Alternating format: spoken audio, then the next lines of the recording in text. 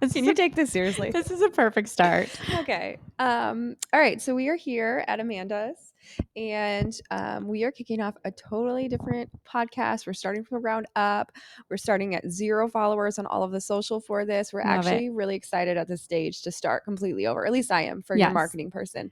Very 100%. excited to start over.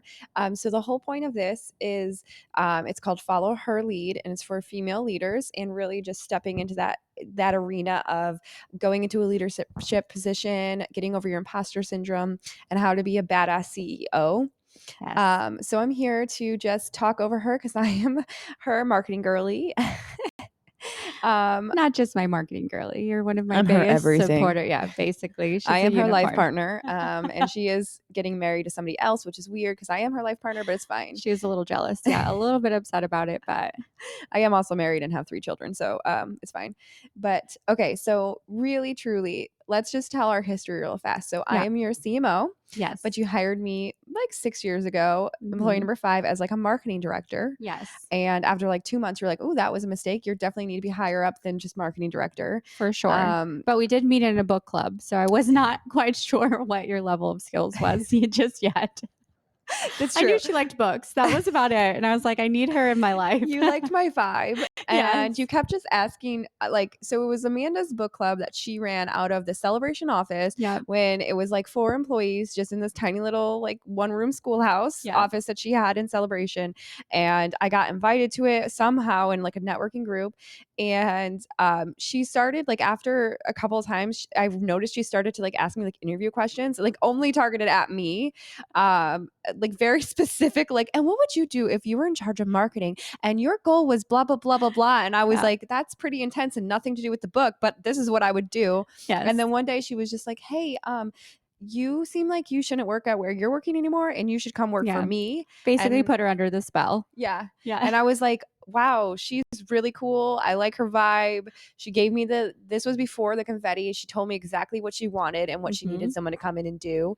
And I just like bought into the vision so quickly. And I was Yep. like, yes. She Let's do also it. did give me 4 glasses of wine and then I signed some weird piece of Yeah. paper at the bar. So I don't really know what my contract said. I Yeah. think it was like I sold my soul to her. I don't Well, know. most of my hires have been alcohol induced for some Yes. reason, You're but very go by the vibe. yep. Uh-huh. Yes, Yeah. you very much find personality, Love and personalities. then you Yeah. figure out where they fit in. Mhm. And sometimes you're like, no, that's actually not the job for you anymore. This is what we're going to do instead. I really see this, which is awesome because I now, as I have my own team, as CMO, I have 2 people underneath me. I definitely just had that moment in my own team a couple weeks ago where I was like, Love that. I have found where you fit and where you fit. And this is like, this is lane you're in. This is lane you're in. This is where we all intersect. This is where I'm going to work with you on this. I'm working with you on this. And it has been a game changer in my department. I love it.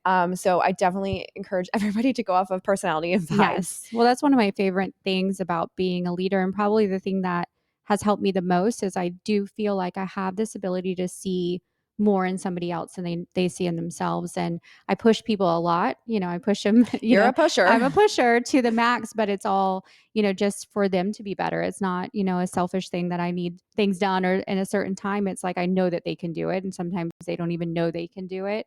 And a lot of times, we've hired people where they thought they wanted to do one position. I'm like, you're going to hate it. And I already know. And, but I give them the opportunity to do it. And they're like, okay, you were right. I definitely should be working in this position or shift to this. But I think just leaning into people's personalities, that's what we do best at Celebration, and building positions around them and not having such a box of this is what your job is and this is exactly what you have to do. All right, so let's take it back to when we first started. You Okay. started as a one-woman shop, which is kind of crazy when you think about that. Wild. You had like a stable like 9 to 5. You were a single mom, Yep. and then you were like, I think that what we're doing is the wrong way, and I think there should be more celebrating in this whole thing because it was very Yes, like it could be very stiff and like lawyery feeling to for it. sure. And so you saw this other path for yourself, and as a single mom. I also at one point in life was a single mom too, so I can understand like that is really ballsy to give up like a stable anything that had like benefits and go off on your own. So Yeah. what was the confidence that you had to do Oh my that? Like gosh. what were you thinking really truly? I mean, it Oh, worked out, which is great, it did work but out, that was pretty thankfully. crazy. Why did you do it? It was wild. I mean, honestly, I think that the biggest thing was, I got to a point where it was almost desperation, where I was working in an industry that I love so much. And I just had all of these ideas, and I was constantly working for other people and giving them ideas. And they would just kind of be like, okay, just go do closings, right? We don't need any of that. Like, it's working the way it is, like that whole, like, don't change that, don't fix it if it's not broken kind of thing. And I kind of got frustrated. I'm like, gosh, I really want to do more. I would be in the closing room and I would do extra little things for my clients and they loved it. And I'm like, gosh, it's so simple to see that people truly want to feel celebrated during that moment. But, I got to a point where it was like summer of right before I opened, summer of 2015. And my oldest son was diagnosed with type 1 diabetes. And that was like the moment I realized of I just got to go after something because I definitely can't be leaning on just a 9 to 5. I need to be pushing further. I need to set an example. I know there's going to be additional expenses coming into my household that I'm probably not going to be able to afford if I don't do something bigger. So, I just took the leap of faith. I wouldn't say I just quit my 9 to 5. I, ended up being a realtor and was working 7 days a week, trying to make extra money while building the business at the same time. So, within that first year, I did work in real estate still full time and trying to build the business full time at the same time. So, it was a lot of grind during that first year, but it was just a matter of, okay, I got to a point where I was just tired. Like sometimes you just have that moment, that breakthrough where you're like, just enough is enough. Mhm. I think that's something is so important to not gloss over is also what's interesting to me that no one knows about besides like our OG me, Yeah. I know about it. Was that when you first started, it was Celebration Title Group, and the name was kind of just because that's where you were, and you had this hideous logo, It was bad. and you started in like a different area. You did something completely different, and you actually had to buy out the people. I won't go into the Yeah. actual details, but you started and you had to buy people out and you were like, this is not it, this is not the way that I envisioned this, Yeah. and you changed the whole vision, you rebranded, you started over again from basically ground zero after Yes. like going into it for what, 6 months, Yeah, it was already in. a little over 6 months, maybe 6 to 8 months, but, you know, again, I think it goes back to I never thought I would have this huge company. Like, that was not the idea at all. I was like, "Okay, I just gonna" I have a bunch of agents that really love working with me as their closer, and they're like, "If you ever left, we'd come with you." And I'm like, "Okay." So I get a little 10 by 10 office working directly with a broker and was like, cool, I'm going to do like 8 or 10 closings a month. And I'm just going to, be my own boss and have my own schedule. And 8 closings, we've made it. this is going to be great. Right. I never thought about branding. I never thought about like, I didn't know anything about building a business, even though I have a business degree, but they don't teach you that kind of stuff really in school. And I never thought about how important marketing and branding was until, I really like when I rebranded and when I met you after shortly after that. And I was like, I have this vision. I feel like if we can do this, like it's really going to take off. And I think that was the next step of like really believing in myself because when I first started, I wouldn't say that I had this like super confidence of being like, oh, this is going to work. Because again, I was like playing small. I was like, I just need 8 closings a month and, I'm going to do great. And, I only need like one assistant and it'll be super easy. And I think that was like my next breakthrough where I was like, God, I'm playing so small. I'm just like doing this little tiny office where I have this opportunity to really create a movement within an industry that's desperate for one. And I think that was like my next breakthrough. I had a little bit of confidence that was like building up because it was working, right? We were making money. I was starting to get closings. I was having to like turn people away. I'm like, I'm not ready. I have no systems. I don't even know what systems are. But I'm trying to put them in place. The closings are coming too fast. But I think that was my next breakthrough when I was like, gosh, I just need to go after my dream of really building something that's truly about celebrating. And that was one of the hardest points is kind of letting go of being the only salesperson, doing the closings, the salesperson, everything. And I hired my first salesperson right after that transition. I'm like, I'm just going to go for it. Like, I have to. Mhm. I think that's so important too. Like that's the make it or break it for so many people, entrepreneurs, where that redirect, like seeing that, like some people would have been discouraged or like too scared to like, well, I'm already into it 6 months. I already have some branding. I have like the big logo on the door or whatever, and like too afraid to shift it. And that shift was everything because Oh, that yeah. rebrand and making it so. And I remember because when I came on, I was like employee number like 5, and you were just this one office. You Yeah. were starting to expand. You had like you were renting like a little desk Like, I in a made up your different. title. I'm like director of Yeah, marketing or like it marketing sounded, and manager. I I told was everybody, I like, was like, God, "I'm this is going so to be the fancy. director of marketing," and it was just me in the department. Like, there was no, I was not over anybody else. There was like 4 people in the whole office, and I was like, "I am the director, so respect I'm me." so like anti titles. I was like, if you Oh, I want to love be titles. CEO, like you can have it. I don't even care. I should Like, have taken just you up on that you when you should have. offered. Yeah, you should have done Um, it 6 years ago. but I remember people being like, "Wow, you're gonna drive all the way out to Celebration." I was like, "Oh, no, no, no, no, no, no, no, no, no, honey. This is not the location. This is the vibe. Like, Yeah. we are a celebration." And it took a while for people to get out of that mindset of Yes. like, because being in Orlando, Celebration, Florida is where Disney is, and people thinking like, "Oh, Celebration, you guys are way out there." And I was like, "No, we are a celebration." Yes. And once we connected the confetti and really leaned into that, like everything with their branding, it's our Yeah. branding that is stuck. And it's so funny when we walk into like that big event that we went to a couple years ago, and there was like confetti, and everybody thought that we like sponsored the Oh whole yeah. thing, and we were like, no, that's just a coincidence. But Well, thanks I for love thinking of it. us. I love it. Our agents get so mad when other people use confetti now. Like they're Mhm. like, send it to us and or even use the word celebration. Like we don't own the word, but Yeah, they're like, "God, they're saying celebration or they're saying they said it. celebrate. We were And it's like, celebrating today. I'm like, okay, wow. but I truly love that. But I also love the fact that I feel like we have created an amazing movement in title where they do deserve to be celebrated. And people are, and title companies are having to push a little bit harder to truly celebrate clients, and truly become a customer service industry, which we were missing for so long. Okay, so I'm gonna redirect our conversation right now. So, all right, so that's a little bit of our history, like where we started, where we came from. Obviously, we're OGs together. Yeah. I did take a couple years off and came back to you. Thank God. I missed you too. I did freelance, and no one really knew, but I did freelance, and I want to say that I She did designed work. all the T-shirts while I was gone for She 2 did years. work on some stuff on the back end, worked on Bobby's Bandits, on our We never charity. fully had, Disclose that yeah, to we never anyone. fully had a full break. I still did some freelance even though I had 2 babies, and I was like in my house doing the stay-at-home thing, still working. But okay, so that, all of that aside, is important. Things that are important to know. 2 kids. She was a Yes. single mom when this started. 2 kids. One just graduated. Congratulations in Thank you. college. The other I one's in know. high school So sad. driving. There's a car out there that's his. What? So weird. So Um, weird. so knowing that you were a single mom and that you did this while being a mom and being an active mom, because this is something that I really, really strive to be. I have 3 children, and my biggest thing is I want to have this powerful, badass career, and I want to really make an impact, but I also want to be home with my kids. Like I Yeah. don't want to miss anything. And I remember I talked to someone recently, like a coach. I was trying to find a new coach, and they were like, "Well, you can't have it all." And I was like, absolutely not. I don't subscribe Yeah. to that. I can have it all. You're I like, will have it denied. all. You are not my I coach. was like, you're fired on the spot. I'm never coming back here. I was like, I hate that whole vibe. Yeah. So I think that's one thing that I would love for this podcast to really cover is showing women, like, stop trying to play small and don't play, like, don't accept it. Don't Yeah. accept when someone tells you that you can't also have kids, be a mom, have a family, get engaged, have a happy marriage, Yeah. and have an awesome career, because you can have both. Yeah. And we all need to get over our imposter syndrome.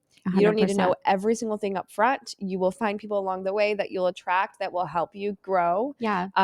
And I really want you to lean into, there's so much that happened from day one to where we are now. And it's Hmm. so easy to look at you and look at your life and look at the success and just be like, oh, how annoying. When like they didn't see you, like I Yeah. saw it Yeah. throughout it, of like the tears and the literally being at the office till 9:30 because the light was like going out and we needed to Oh fix my it before the next day. gosh. Otherwise we could have closings and all the things that have happened. And So this no is ink, just yeah, printers go out of like ink and you're like, there, you can't buy them anywhere. They're just from like, the best one for me is we had a grand opening scheduled and the furniture did not come in until 2 hours before the grand opening. So we were oh sitting my in an God. office ready for all these people who had RSVP to come and show off our branding office. And there was not one chair assembled. And we had 2 hours to rugs, everything, and We the figured it we out. took off those heels. We ran around like a crazy person. It flooded 3 times that first week in that office. But anyways, all that's to I say know, I was is about to say the flood. That the was flood, amazing too. Oh, the flood. there's so many things, There's so so many, many and it things. was an amazing journey, but now the great thing about being where you are in your career is that you can really step back, and you've done a lot of personal training, you've done a lot of coaching, and you not everybody has access to that kind of education, Yeah. where now you're gonna sit here and you're gonna just down to earth tell everybody kind of the other side of the story of all the Yeah. stuff they didn't see, the anti-glam part Yes. of The CEO. relaxed part, the barefoot Yeah. stories, like, where you The can lights just getting turned off, all the things that happen that no one ever wants to talk about, that it's so normal, and the path that you take. Yeah, So that's really what Follow Her Lead was built out of. And I'm absolutely. really excited to see you just kind of like break down the walls and Yes. really let people in. Yeah, and I wanna thank you for, like, really opening me up to that because I've had such a great growth year. You know, we're about to celebrate 8 years at Woo! Celebration, so on February 16th, that's a big day.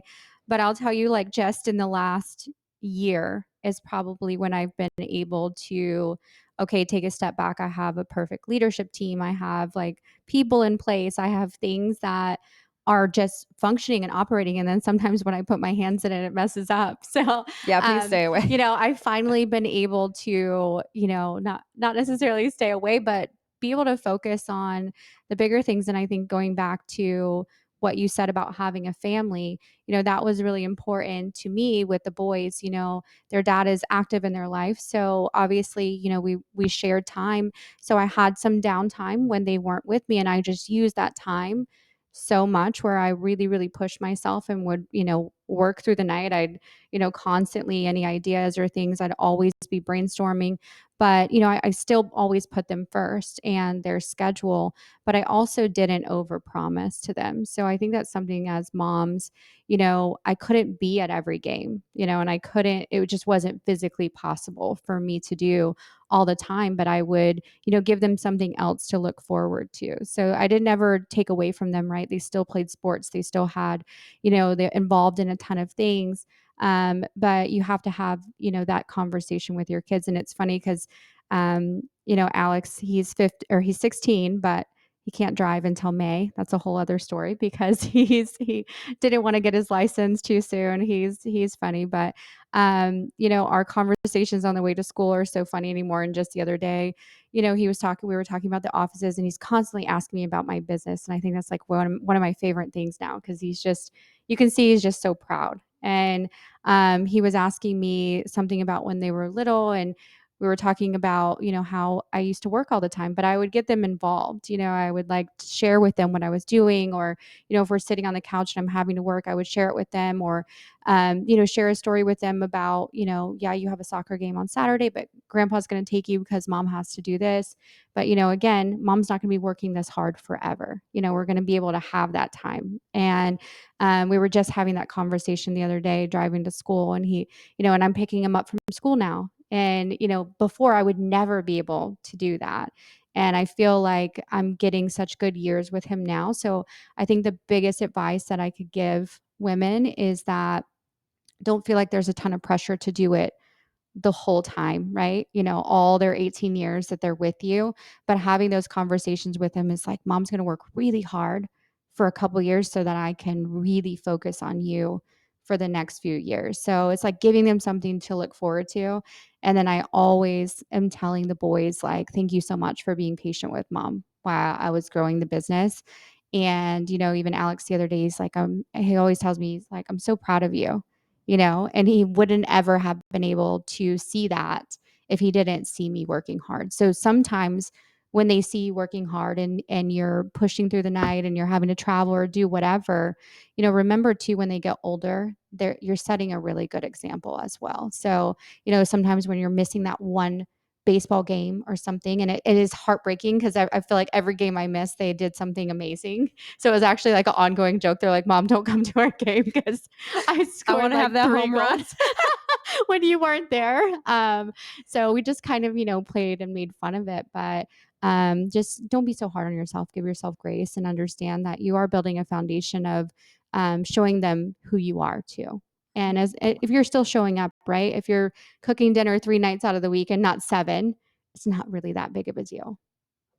Everybody loves Uber Eats. Let's be Yeah, let's be let's be real. honest. The Yeah. kids don't even like her cooking. I get roasted. Yeah. I try so hard, and every single time they're like, my toddlers are like, oh, this is yucky. And I'm like, okay, well, you're just 2, so what do you know? And then the teenagers like, this is not great. And then Yeah. I'm like, well, you're 14. What do you know? And then my husband's Well, you like, cook this is dinner. also Yeah. not great. And I'm like, okay, I'm leaving. I'm gonna go to Well, when Red they're Robin. teenagers too, you cook dinner, they eat it, and then 2 hours later, They they want wanna second order dinner. Yeah. food, and They're like, you're is like, there "There's follow-up dinner? another meal," and I'm like, "Okay, I might as well just have" like, because 'cause I'm trying not to cook for an army, which is basically what my mom taught me when we were young. She, like, cooks for an entire army at night, and so I'm, Mm. like, trying to figure out portions, which is a very interesting coming from a Southern family. We don't Uh-huh. do portions very Mm. well.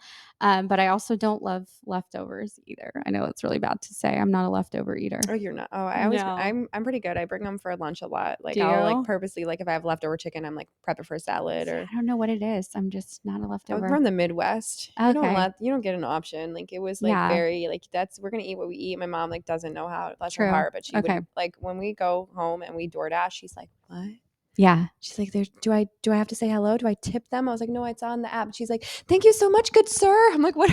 Good sir. My dad like chased him down the driveway. He's like, "Hey man, that was so great. Thank you. Thanks. You're doing a great job. Good job. Thanks for dropping that off at our door." My daughter's real lazy. She's from Orlando. You know what I mean? Oh my gosh, I love that. Yeah, Yeah, no, we like Uber Eats. We're trying to lean away from it because these teenagers get expensive. they do. All kids I'm are. like, "You need 9 sushi rolls, a boba tea, Oh, and" that sounds good. Can we get sushi for lunch? Am I getting fed for this thing, by the way? I guess I could feed you. It's like noon. We're getting sushi. We're gonna eat it on the floor. It's gonna be Like, delicious. "Matt, get us some food." Matthew, Matthew, we sorry. rebranded him. We rebranded him.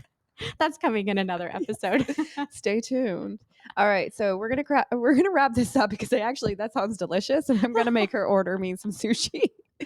This is how I get paid now. It's Aw, in I love it. DoorDash. Well, thanks for helping me really Yes. refresh my brand, refresh like where people really get to see me because I think that's my goal this year is to I definitely have a tendency to come across very serious and business and CEO, and I love that part of me. But I also have this real raw side that I think a lot of females can really lean into. A lot of single moms, a lot of females just trying to move up into leadership and I hate that somebody would tell you you can't have it all because you truly can have it all. It's just what is your definition of having it all? Having that grace and understanding there's no balance, right? Yeah.